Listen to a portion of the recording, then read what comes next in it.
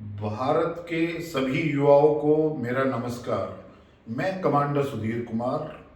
मैं भारतीय नौसेना से हूँ, रिटायर्ड। और आजकल जितने भी हमारे युवा साथी हैं भारतीय, उनको मैं कि वो कैसे भारतीय फौजों को और इंडियन आर्म फोर्सेस को ज्वाइन कर सकते हैं, उसके बारे में मैं अपना जो है ना एक तरीके से ट्रेनिंग और उनको सलाह और सुझाव बार बार देता रहता हूँ।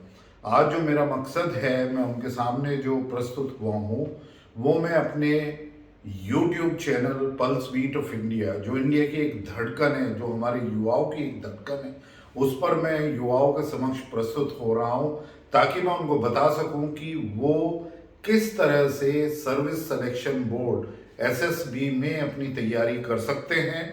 और ये चाहे वो एनडीए का उन्होंने रिटन एग्जामिनेशन क्वालिफाई किया हो, या फिर सीडीएस का एग्जामिनेशन क्वालिफाई किया हो, या फिर एयरफोर्स का कॉमन एग्जामिनेशन, या और दूसरी तरह की एंट्री जिसमें वो क्वालिफाई करके सर्विस सिलेक्शन बोर्ड में उनको बुलाया गया हो। क्योंकि सर्विस सिलेक्शन बोर्ड एसएसबीज एक बहुत ही महत्वपूर्ण हिस्सा है भारतीय फौजों में ऑफिसर्स को सिलेक्शन करने के लिए। यहाँ पर एक सर्विस सिलेक्शन बोर्ड में एक मेथड है जो 5 दिन तक हमारे 3 डिफरेंट असेसर्स उन ऑफिसर्स को ऑफिसर लाइक क्वालिटीज में जज करते हैं अपने अपने एंगल से, और फिर उसके बाद में उनका रिजल्ट सुनाया जाता है। तो उसकी ही के लिए मैं आप लोगों को, युवाओं को तैयार करने के लिए बताना चाहता हूं कि जब आपके पास में एसएसबी की कॉल आए तो आप कैसे उसके लिए तैयारी करें। पर उससे पहले मैं आपको बताऊंगा कि एसएसबी में होता क्या है। जैसे ही आप एसएसबी में फर्स्ट डे आप किसी भी सर्विस सिलेक्शन बोर्ड में, चाहे वो आर्मी और नेवी का सेंटर हो भोपाल, या फिर बेंगलोर हो, या फिर नेवी का कोयम्बटूर में हो, या एयरफोर्स का कहीं और पे हो, या और एयरफोर्स का देहरादून या बेंगलोर में हो, या मैसूर में हो, इस तरीके से जब आप एसएसबी के सर्विस सिलेक्शन बोर्ड के फर्स्ट डे में जाते हैं, तो फर्स्ट डे आपका वहां जाते के साथ ही आपको एक पीआईक्यू भरना होता है, पर्सनल इंफॉर्मेशन क्वेश्चनियर। ये पर्सनल इंफॉर्मेशन क्वेश्चनियर आपको बहुत ही एक तरीके से बिल्कुल सावधानी के साथ और एकदम सही इंफॉर्मेशन उसके अंदर आपको देनी चाहिए, क्योंकि इसी पीआईक्यू फॉर्म के ऊपर ही आपका इंटरव्यू और असेसर आपको, आपकी पर्सनैलिटी को इस एसएसबी के दौरान जज करते हैं। तो पहले दिन जब आप पहुंचते हैं तो आपको एक ग्रुप में बैठाया जाता है जिसमें 8 से 12 लोग हो सकते हैं, और आपको पहले दिन एक स्क्रीनिंग टेस्ट से गुजरना पड़ता है। जो स्क्रीनिंग टेस्ट में फेल हो जाते हैं वो पहले ही दिन वापस आ जाते हैं, और जो स्क्रीनिंग टेस्ट को क्रॉस कर जाते हैं वो आगे के दूसरे, तीसरे और चौथे एंड 5वें दिन में वो कॉन्फ्रेंस के बाद ही वापस आते हैं। तो स्क्रीनिंग टेस्ट में क्या होता है, स्क्रीनिंग टेस्ट में सबसे पहले एक इंटेलिजेंस, वर्बल और नॉन वर्बल क्वेश्चन होते हैं, वो जिसका एक इंटेलिजेंस टेस्ट होता है। हर एक इंटेलिजेंस टेस्ट के जो क्वेश्चंस हैं वो मल्टी चॉइस आंसर टाइप होते हैं, और इसमें मल्टी चॉइस के लिए हर एक क्वेश्चन के लिए 4 ऑप्शन होती हैं, और उसको कम से कम 30 सेकंड का टाइम दिया जाता है। तो उसमें 30 क्वेश्चन भी हो सकते हैं, 35 भी, और कभी कभी 45 क्वेश्चन भी होते हैं। जब आप इनका रिप्लाई देते हैं तो ये आपके जो असेसर्स बैठे हुए हैं स्क्रीनिंग टेस्ट में, उनके पास में उसको देख लेते हैं। और उसके साथ साथ आपका एक पिक्चर परसेप्शन टेस्ट भी होता है। आपको एक पिक्चर दिखाई जाती है जो क्लियर भी हो सकती है, धुंधली भी हो सकती है, और उसमें आपके बारे में आप उसमें 30 सेकंड तक विचार करके लिखते हैं कि क्या उस पिक्चर में हो रहा है, जिससे आपके परसेप्शन के बारे में, पिक्चर का परसेप्शन क्या है उसके बारे में आपका पता असेसर्स को चल सके। और उस पिक्चर के ऊपर फिर उसके बाद में ग्रुप डिस्कशन होता है ग्रुप के अंदर, और ये ग्रुप डिस्कशन जो है ना वो काफ़ी देर तक 10 से 15-20 मिनट तक चलता है, और हो सकता है कि आधे घंटे तक भी चले। इतने वो हमारे जो असेसर्स हैं जो आपको टेस्ट में देख रहे हैं, वो ये ना निर्धारित कर लें कि कौन बच्चा आगे के राउंड में जाएगा और कौन यहीं पर रुकेगा। तो इसको बोलते हैं picture perception and group discussion test. इस टेस्ट में आपको देखा जाता है, और जो पहले दिन स्क्रीनिंग टेस्ट क्वालिफाई करते हैं फिर वो second day, third day, fourth day and fifth day के लिए क्वालिफाई हो जाते हैं। सेकंड डे में जो लोग स्क्रीनिंग टेस्ट क्वालिफाई कर लेते हैं उनको साइकोलॉजिकल टेस्ट से गुजरना पड़ता है। साइकोलॉजिकल टेस्ट जो होते हैं वो 4 प्रकार के होते हैं। पहला होता है thematic perception test, TAT. TAT में क्या होता है कि बच्चों को एक पिक्चर दिखाई जाती है, एक के बाद एक, हर एक पिक्चर को 30 सेकंड तक दिखाया जाता है और फिर 3 से 4 मिनट उनको उस पर एक स्टोरी डेवलप करनी होती है जो आपका परसेप्शन है उस पिक्चर के बारे में। पिक्चर धुंधली भी हो सकती है और साफ भी हो सकती है। उसमें देखना होता है कि आपकी साइकोलॉजी क्या है, आप किस तरीके से उस पिक्चर को परसीव करते हैं और उसमें किस तरीके से लिखते हैं।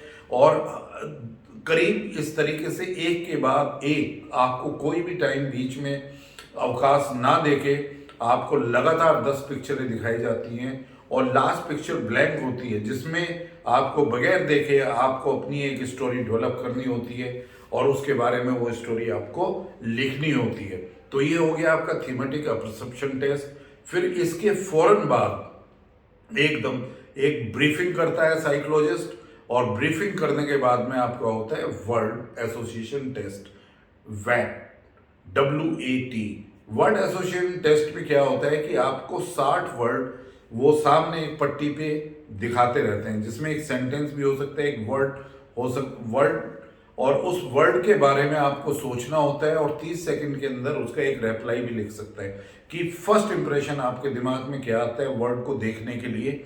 और इस वर्ड के बारे में आप एक लाइन भी लिख सकते हैं, 2 वर्ड भी लिख सकते हैं, एक वर्ड भी उसके बारे में लिख सकते हैं। ये भी देखना होता है कि इन 60 वर्ड को एक के बाद एक जो 30 सेकंड के बाद रोटेट होते रहते हैं, जिससे आपके दिमाग का और आपकी क्या थिंकिंग है, आपकी क्या पर्सनैलिटी है साइकोलॉजी के द्वारा साइकोलॉजिस्ट पता करना चाहता है। और इसके बाद में सेकंड टेस्ट के बाद में थोड़ा सा 5 या 10 मिनट का जो है ना उसमें अवकाश दिया जाता है और साइकोलॉजिस्ट फिर करता है तीसरा टेस्ट साइकोलॉजी का जिसको बोलते हैं सिचुएशन रिएक्शन टेस्ट। इस सिचुएशन रिएक्शन टेस्ट में 25 से लेकर 45 तक क्वेश्चन हो सकते हैं और उसमें उनका आपको आंसर देना होता है एक पर्टिकुलर टाइम में कि यदि ये रिएक्शन आपके साथ हो तो आप उसमें किस तरीके से रिएक्ट करेंगे। फिर इसको खत्म होने के बाद में आपका होता है self description test, SDT। Self description test में 5 तरह के क्वेश्चन होते हैं। पहला होता है कि what your parent thinks about you, आपके पेरेंट्स आपके बारे में क्या सोचते हैं। दूसरे पैराग्राफ में आपको लिखना होता है कि आपके टीचर्स आपके बारे में क्या सोचते हैं। तीसरा जो आपको लिखना होता है उसमें आपके जो दोस्त हैं, जो आपके आसपास दोस्त हैं, वो आपके बारे में क्या सोचते हैं और उनके परसेप्शन को आपको लिखना है। ये नहीं कि आप अपने बारे में क्या सोचते हैं, बल्कि जो आपके पेरेंट्स सोचते हैं, आपके टीचर सोचते हैं, आपके दोस्त, इन 3 पैराग्राफ में आपको लिखना होता है। और चौथा होता है कि आप अपने बारे में खुद क्या सोचते हैं। तो ये आपको जब 4 लिखेंगे फिर उसके बाद में 5वां जो पैराग्राफ है उसमें लिखने होते हैं कि क्या लगता है आप में कोई कमी है या सारे सरप्लस ही पॉइंट हैं या सारे प्लस पॉइंट ही हैं, वो आपको लिखना होता है। और यदि आप सोचते हैं कि आप में कोई कमी है तो आप उसको दुरुस्त कैसे करेंगे, उसको कैसे ठीक करेंगे, ये उसमें होता है। तो ये हो गया आपका साइकोलॉजिकल टेस्ट। फिर उसके बाद में सेकेंड डे के बाद में 3rd एंड 4th वो ग्रुप टेस्टिंग ऑफिसर्स डे होते हैं, group testing officers task, GTO। तो GTO एक सेकंड असेसर होता है, एक तो साइकोलॉजिस्ट हुआ, पहले दिन स्क्रीनिंग टेस्ट में 3 असेसर होते हैं, फिर साइकोलॉजिस्ट ने किया। अब तीसरे और चौथे दिन के लिए group testing officer. Group testing officer का सबसे पहला जो होता है वो ग्रुप डिस्कशन। ग्रुप डिस्कशन में वो ग्रुप के साथ एक टॉपिक और 2 टॉपिक, प्रिफरेबली 2 टॉपिक डिस्कशन होते हैं जिसमें डिस्कशन 30 से 45 मिनट तक चलता है। ग्रुप डिस्कशन के बाद में ग्रुप प्लानिंग होती है। ग्रुप प्लानिंग में एक मॉडल बना हुआ होता है जिसको एक्सप्लेन करता है, उसमें आपको एक सॉल्यूशन लिखना पड़ता है 3-4, और फिर उसके बाद में डिस्कशन होता है ग्रुप प्लानिंग के। ग्रुप प्लानिंग के बाद में प्रोग्रेसिव ग्रुप टास्क, एक नीचे ग्राउंड पर मॉडल बने होते हैं जिनको आपको अपने ग्रुप के साथ में उनको क्रॉस करना होता है। एक फिर प्रोग्रेसिव ग्रुप टास्क के बाद में आपका हाफ ग्रुप टास्क, आपके ग्रुप को आधा आधा बांट दिया जाता है। जिससे जीटीओ आपको आपकी पर्सनैलिटी को अच्छी तरीके से देख सके कि आप किस तरीके से presence of mind, functional intelligence को यूज़ करते हैं, आपका सोशल दायरा क्या है, किस तरीके से आप दोस्तों की मदद करते हैं, आप फिजिकली कितने सक्षम हैं और ग्रुप में किस तरीके से आप बिहेव करते हैं। तो आपके सोशल एट्रीब्यूट पता करने के लिए जो ऑफिसर लाइक क्वालिटीज़ हैं वो साइकोलॉजिस्ट अपनी तरह से देखता है, और जो 10 ऑफिसर लाइक क्वालिटीज़ हैं उनको ये जीटीओ अपनी तरफ से इन टास्क के द्वारा देखता है।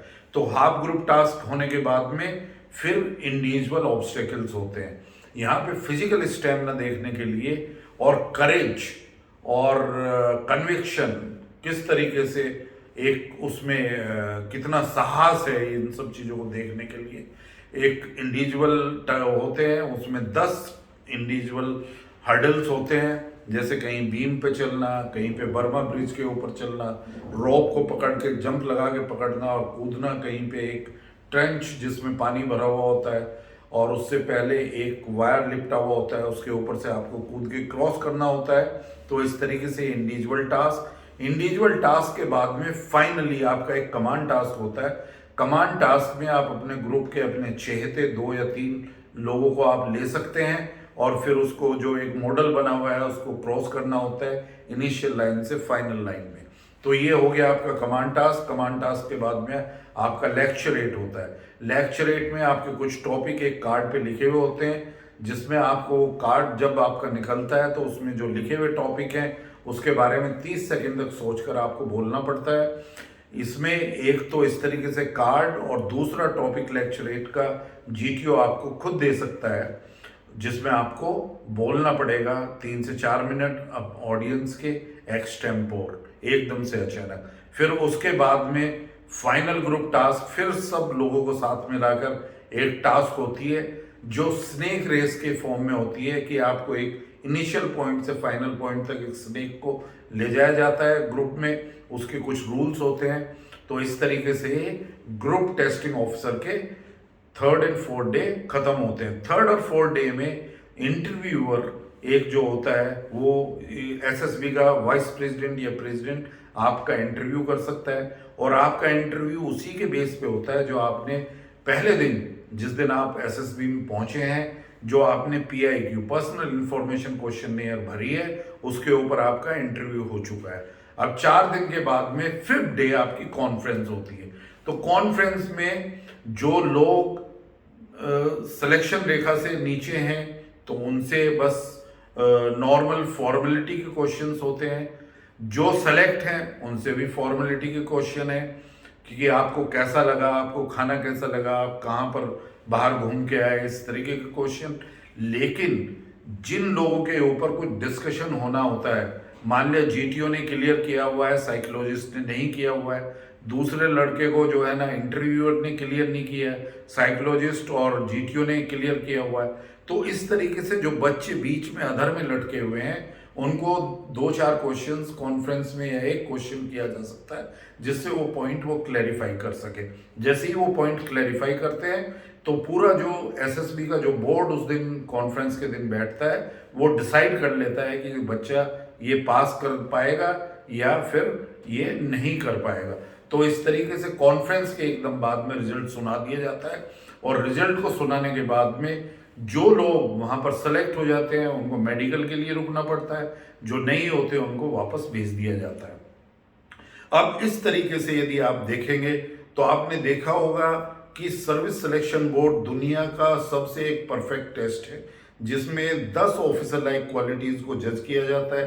3 असेसर होते हैं, लेकिन तीनों असेसर अपनी अपनी टेक्निक से उन्हीं क्वालिटीज के बारे में आपकी पर्सनैलिटी को असेस करते हैं, और ये 5 दिन तक चलता है, जैसे मैंने आपको एक्सप्लेन किया। अब इसमें जो है ना क्या चीज़ें आपको जो है ना ये सारी चीज़ें देखनी होती हैं, उसमें आप किस तरीके से इनकी प्रिपरेशन कर सकते हैं। प्रिपरेशन में जो है ना आपका सेल्फ कॉन्फिडेंस होना जरूरी है, आपका पर्सनैलिटी डेवलपमेंट, आपकी फिटनेस बहुत ठीक होनी चाहिए, और इन सब के साथ में जो है ना आपको एक तैयारी करनी पड़ती है। और ये सारी तैयारियों में सबसे ज़्यादा इम्पोर्टेंट होता है आपकी सेल्फ अवेयरनेस। आपको पता होना चाहिए कि आप कहाँ पर स्टैंड करते हैं, आपको जो है ना जनरल नॉलेज के बारे में कितना पता है, आप पेपर कितना पढ़ते हैं, कितना अब्रेस्ट आप अपने आप को रखते हैं कि जिस टेस्ट के लिए एनडीए के बाद में आप जा रहे हैं या कंबाइंड डिफेंस सर्विसेज के लिए या एयरफोर्स कॉमन टेस्ट के लिए या और किसी एंट्री के लिए, तो उसके बारे में आपको पूरी जानकारी होती है। फिजिकली आपको जो है ना सक्षम बनना पड़ता है और इन सब चीज़ों की तैयारी करके अपनी जनरल नॉलेज की, इंटेलिजेंट टेस्ट की बार बार लिख के और देखना कि आप अपने को किस तरीके से एक्सप्लेन करते हैं। और कभी कभी आप जो है ना उसमें कोचिंग और ट्रेनिंग की फैसिलिटीज़ भी आप लोगों से ले सकते हैं। उसमें बिल्कुल भी कोई ऐसी बात नहीं है कि आपको ये होगा कि आप उसमें अनफिट हो जाएंगे एसएसबी पे यदि आपने ट्रेनिंग ली और कोचिंग नहीं। तो इस तरीके से आज जो मैंने आपको बताया है, तो ये पूरा एक मैंने सिस्टम सर्विस सिलेक्शन बोर्ड का आपको डिफाइन किया है। अब इसके बाद में मैं एक सेशन और लूँगा जिसमें मैं आपको बताऊंगा कि किस तरीके से सर्विस सिलेक्शन बोर्ड की तैयारी की जाए जिससे आप इसमें सक्षम हो सके, उसको क्वालिफाई कर सके। Till that, all the best. जय हिंद।